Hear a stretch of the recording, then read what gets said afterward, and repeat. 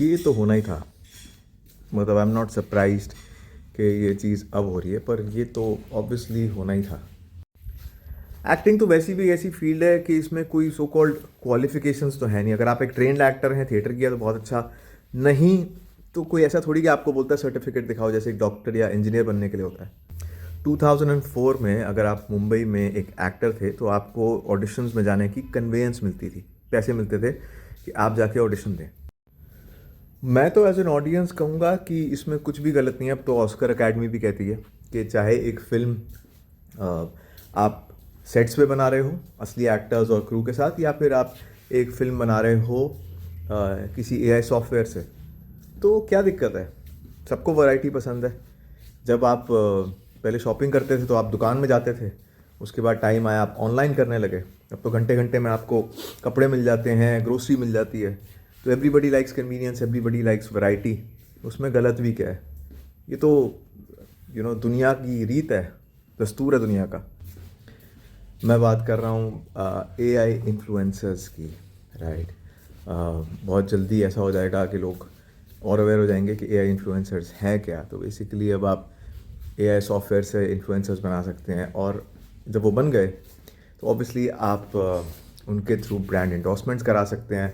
मैंने तो पिछले वीडियो में कहीं ये भी सुना था, किसी वीडियो में, कि एक्टर्स को भी बोला जा रहा है, खासकर मुंबई में, कि अपने एआई इन्फ्लुएंसर के लिए कॉन्ट्रैक्ट साइन करो। आई डोंट नो ये बात सच है कि नहीं है, but the interesting thing is कि अगर आप एक न्यूट्रल माइंडसेट से देखें हाउ मीडिया फंक्शंस, तो somebody is loss is somebody is gain obviously, but it's not meant to be that way। चीज़ ये होती है कि कितनी डायनामिक इंडस्ट्री है ये एंटरटेनमेंट इंडस्ट्री। मैं खुद जब ये चीज़ याद करता हूँ कि 10 साल पहले जब 2016 में टिकटॉक बहुत एक्टिव था इंडिया में और था, तो उस टाइम लोग कह रहे थे अरे क्या इन्फ्लुएंसर। मुझे खुद याद है कि कास्टिंग डायरेक्टर्स और क्रिएटर्स बोलते थे अरे ये टिकटॉकर और ये, टू द पॉइंट कि उन सबको अच्छे पैसे मिलने लगे धीरे धीरे। जहाँ एक एवरेज एक्टर को 15-20 हज़ार मिलते थे एक ऐड के, उनको लाख 2 लाख वगैरह मिलने लगे। फिर 2020 आया, सब अपने घर में कन्फाइंड हो गए, तो फिर और एक अलग लेवल आ गया, है ना। और उसके बाद फिर ऐसा हुआ कि 2020 वगैरह के बाद तो ऐसा हो गया कि आपको बोला जाता था कि आप अपनी जो प्रोफाइल, एक्टिंग प्रोफाइल भेजो तो आपको इंस्टाग्राम का लिंक भेजना पड़ेगा। तो जो चीज़ पहले आप यूज़ कर रहे थे पर्सनल यूज़ के लिए, फिर आप कॉन्शियस हो गए। और टिकटॉक बैन हुआ था तो उसके बाद इंस्टाग्राम ने बहुत सही टाइम पे पकड़ लिया, लोग रील्स बनाने लग गए। फिर अब रिसेंटली मैं सुन रहा हूँ कि ऐसा हो गया है कि प्राइमरी कैरेक्टर्स के लिए, प्राइमरी कैरेक्टर्स जिनको नहीं मालूम, प्राइमरी कैरेक्टर्स होते हैं जो लीड्स ना हो लेकिन इंपॉर्टेंट कैरेक्टर्स हों किसी वेब शो में।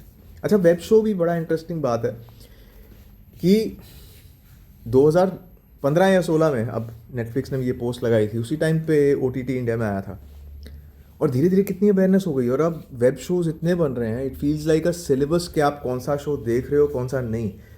एक टाइम तो मुझे नहीं लगता था इतना पॉपुलर होगा, बट इतना ज़्यादा पॉपुलर हो गया ऑब्वियसली, और कोविड वगैरह के बाद तो और भी ज़्यादा। बट मेरा बोलने का मतलब ये है कि अब हर इंसान रील्स बना रहा है।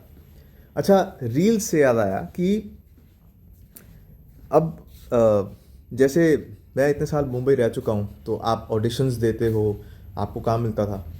अब बताओ एक नया ट्रेंड भी आया जहाँ पे लोग कह रहे हैं कि दिस इज़ माय इंट्रो, और एक बड़ा एआई से एक बड़ा सी फ्लैशी सा एक वो बन रहा है वीडियो, जिसमें ऑब्वियसली स्पेशल इफ़ेक्ट्स हैं, एआई इफ़ेक्ट्स हैं ऑब्वियसली, स्पेशल इफ़ेक्ट्स क्या।